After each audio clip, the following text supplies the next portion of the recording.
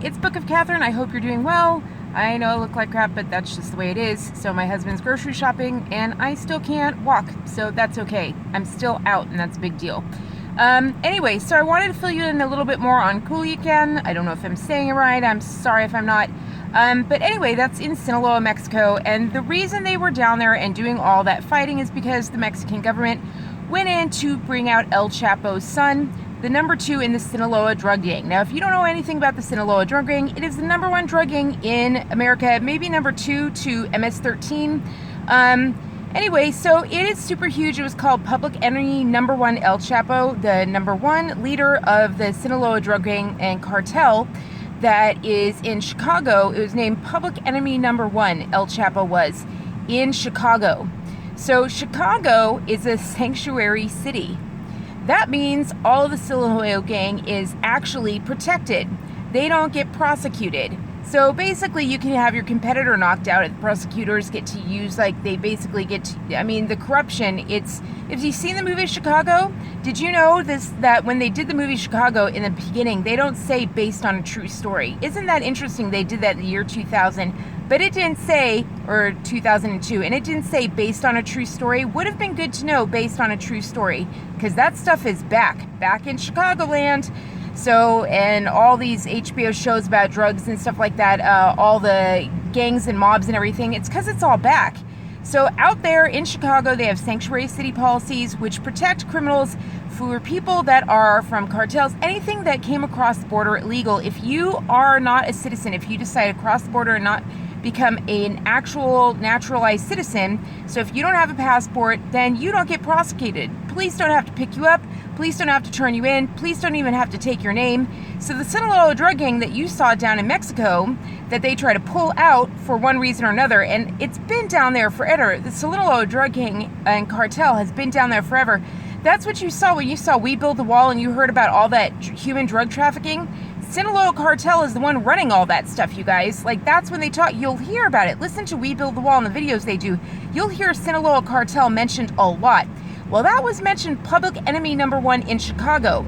But you didn't hear the Crime Commission mention, oh, we also have sanctuary city policies, which makes you wonder exactly why they named El Chapo Public Enemy number 1.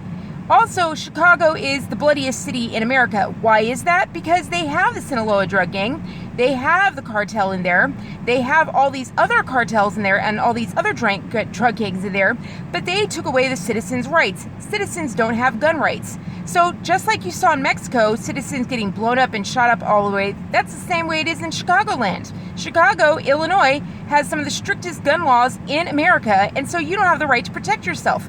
So everyone's all rushing up. Oh, that's why they're leaving up all the videos down in Culiacan, because they're like, oh, you should let the immigrants come across the border. Yeah, into the border where they have made New Mexico a sanctuary state so that all the cartel gets protected.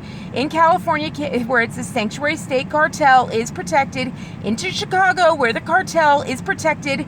Go ahead and look into the Sinaloa cartel, MS-13, all these cartels are protected by sanctuary states and sanctuary city policies, and also these little sanctuary city and sanctuary state policies that are kind of like under the table, like it's just unspoken by the sheriff's departments, where they just kind of do it under the table. And why is that? Look into the LA city councils where the city meetings come together and the cities are, and the citizens are saying, we know you're taking payouts from the cartels. We know you're taking handouts. We know you're taking payouts. And if you want it changed, you should probably lean on your union members. Number 1, start saying, I want my union dues revoked, because the Supreme Court finally made down a ruling that says that they cannot take your union wages anymore. They used to take it by force, right? So if you are in a union and they used to be taking your wages, they don't get to do that anymore unless it's by your permission. They're just doing it now, automatic payment.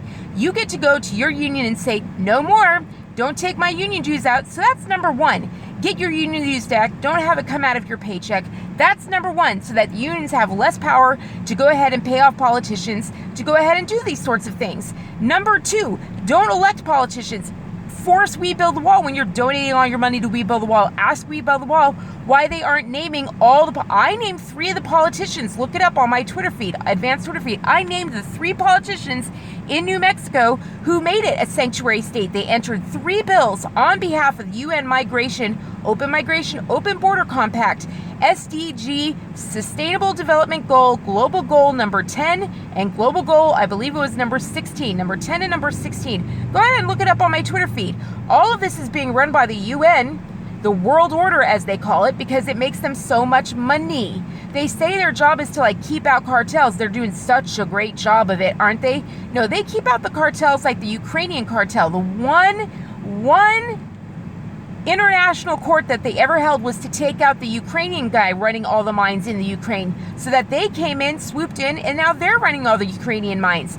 The Ukrainian, which is the most rich mines, minerals, more rich than the actual German mines and minerals. And oh, isn't it interesting that the people making money off of it are the GOP right now, pushing Donald Trump to give the Ukraine more money, and people like Joe Biden, they're making money off of it, and Joe Biden's son.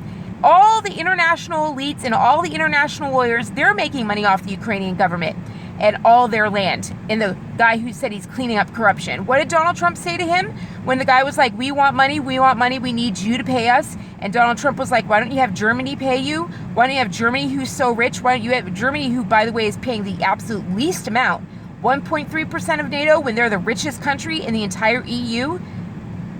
You know, they have the Global, they have BASF, they have Bayer, they own every crop field. Sugar, which is the biggest crop in the entire globe, Germany owns that crop, and they're not paying crap to NATO. Anyway, I better go. So anyway, that's my opinion, and my husband's back, and I love you so much. So yeah, don't come to America, stay in Mexico. It's safer.